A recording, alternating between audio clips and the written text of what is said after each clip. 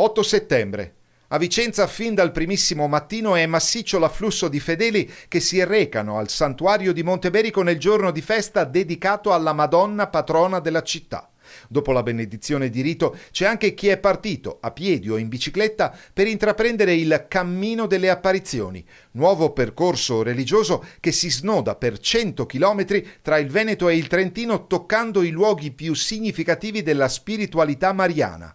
Monteberico nel capoluogo berico, il santuario della Madonna dell'Olmo a Thiene e il santuario della Madonna di Pinè.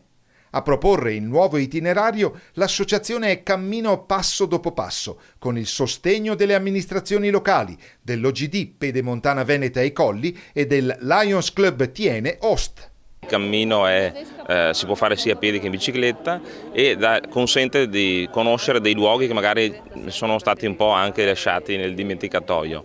Il santuario di Monteberico, importantissima tappa, collegata a un altrettanto importante santuario della provincia di Trento attraverso uno dei santuari anche a cui siamo più affezionati come vicentini, che è quello della Madonna dell'Olmo di Thiene, con tante altre piccole tappe. Quindi un'esperienza nuova che offre la Pedemontana Veneta e Colli come organizzazione per il turismo e la destinazione turistica. Nasce dall'idea di tre amici che hanno fatto dei pellegrinaggi in Italia e in Spagna e perché no farlo nel nostro territorio. Abbiamo così tante cose belle da vedere e quindi abbiamo deciso di unire questi tre santuari mariani che sono fra i più importanti del territorio, della provincia e anche della regione Trentino. Sono 5 tappe di circa 20 km l'una. Quindi Vicenza Thiene, Collo del Cengio, Brancafora, passiamo in Trentino a Caldonazzo, Baselga di Pinè. Ad ogni tappa del cammino ai pellegrini muniti di apposita credenziale viene apposto il timbro che testimonia il passaggio. Il percorso regala scorci di paesaggio davvero suggestivi. Dal cuore storico di Vicenza si sale verso la Pedemontana costeggiando l'argine del Bacchiglione fino alle sue risorgive in zona Due Ville. Poco più in là c'è Thiene con il suo santuario della Madonna dell'Olmo.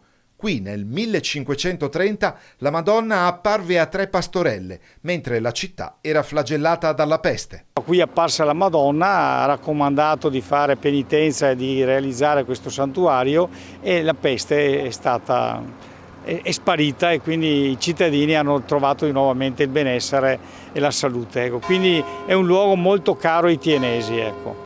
Da Thiene il cammino prosegue alla volta del monastero della Resurrezione di Cogollo del Cengio, ultima tappa veneta prima di entrare nel territorio trentino. Il percorso è disseminato di capitelli e antiche chiese dove fare sosta. Alcune, come la pieve di Santa Maria di Zugliano, la chiesetta di San Biagio a Grumolo Pedemonte e la chiesa della Madonna della Fratta di Carré, sono autentici gioielli. In questi 100 chilometri almeno 70 sono nella Pedemontana Veneta.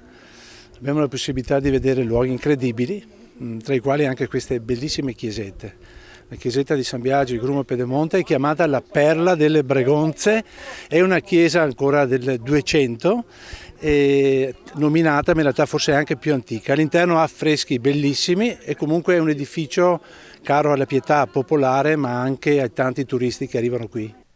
I santuari inseriti nel Cammino delle Apparizioni saranno segnalati da apposite stele, come quella già installata a Thiene.